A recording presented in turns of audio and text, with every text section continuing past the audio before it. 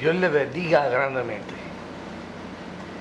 Una de las cosas más preciosas de la Sagrada Escritura es la manera en que Dios suele revelarse al hombre y revelarle los principios espirituales que han de regir la vida espiritual de un creyente.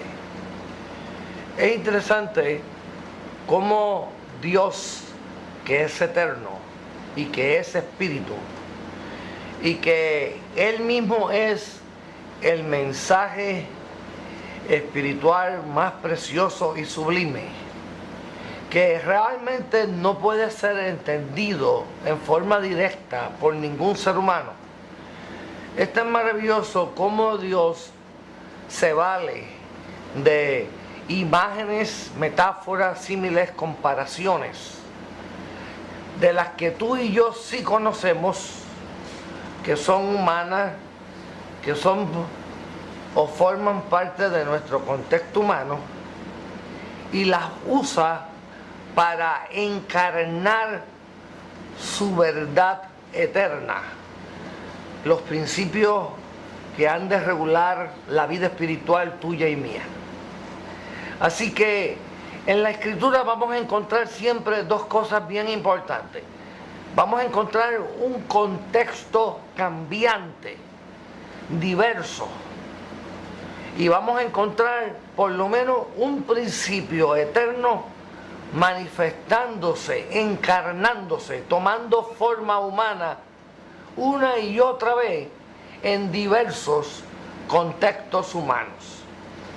Así que en la Escritura, desde el Génesis hasta el Apocalipsis, usted va a encontrar un sinnúmero de contextos, de historias bíblicas, de experiencias reales que vivieron personas como tú y como yo, mediante las cuales Dios encarnó, Dios manifestó sus principios eternos, su palabra espiritual, a través de las imágenes humanas que envuelven esos contextos, de tal manera que los principios que regulan la vida espiritual tuya y mía, Él nos las pudiera dar a conocer a través de esos contextos que nos ha tocado vivir a ti y a mí.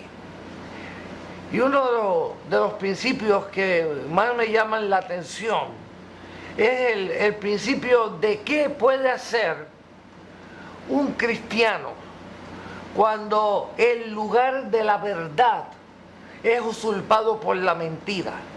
El lugar de Dios es usurpado por Satanás.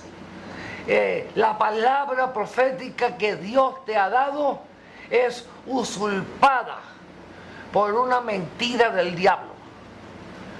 Y ese principio, entre muchos otros contextos en el cual aparece en las Escrituras, uno de ellos se encuentra en la exposición de la palabra que hizo Jesús en el capítulo 24, versículo 15 en adelante, cuando habla del tiempo de la gran tribulación.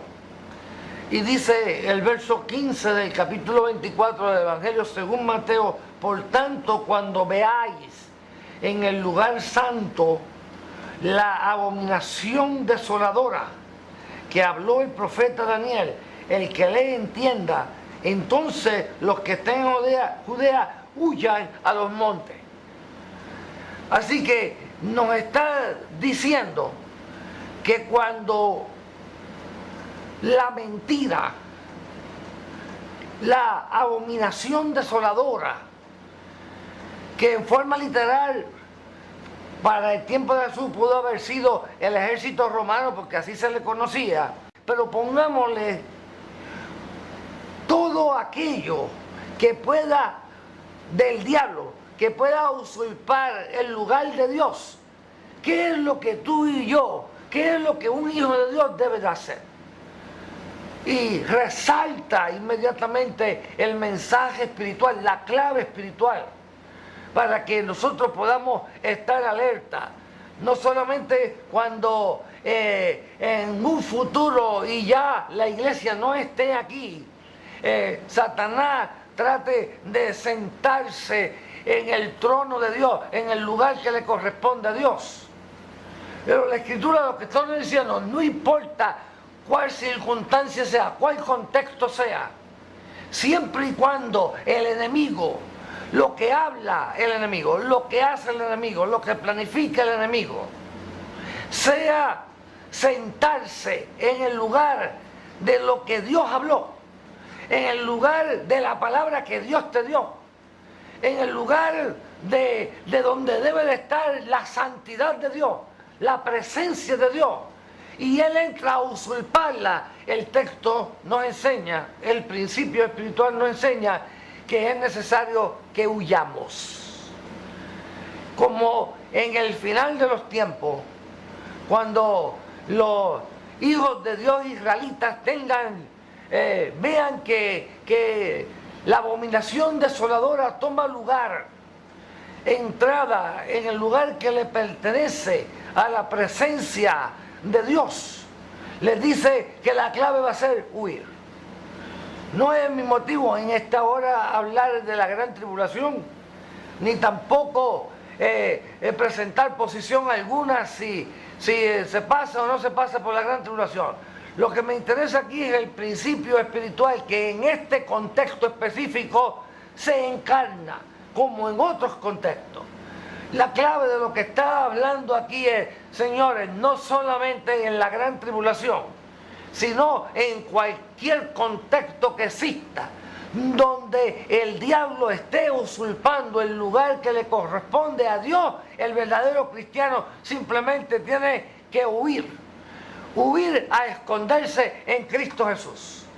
Mientras el diablo está en este mundo tratando de que usted, amado amigo o hermano, caiga en pecado de fornicación, de adulterio, de envidia, de ira, de gritería, de enojo, para que Satanás se siente en su vida en el lugar que le corresponde a Dios, la clave es escóndete. Y en el caso nuestro, escóndete en Cristo Jesús, como dice Colosenses capítulo 3, versículo 1 al 4.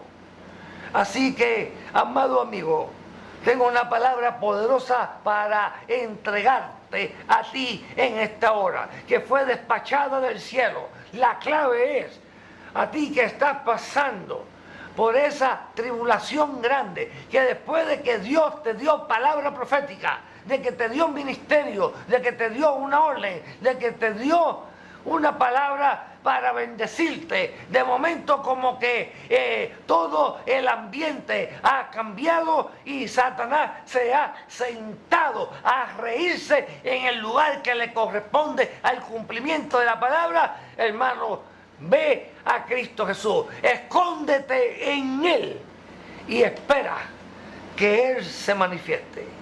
Así que esa es la clave que Dios te está dando a través de este principio espiritual. Cuando el enemigo usurpe el lugar que le corresponde a Dios, escóndete en Cristo hasta que Él se manifieste y tú y yo seremos manifestados con Él en gloria. Dios te bendiga.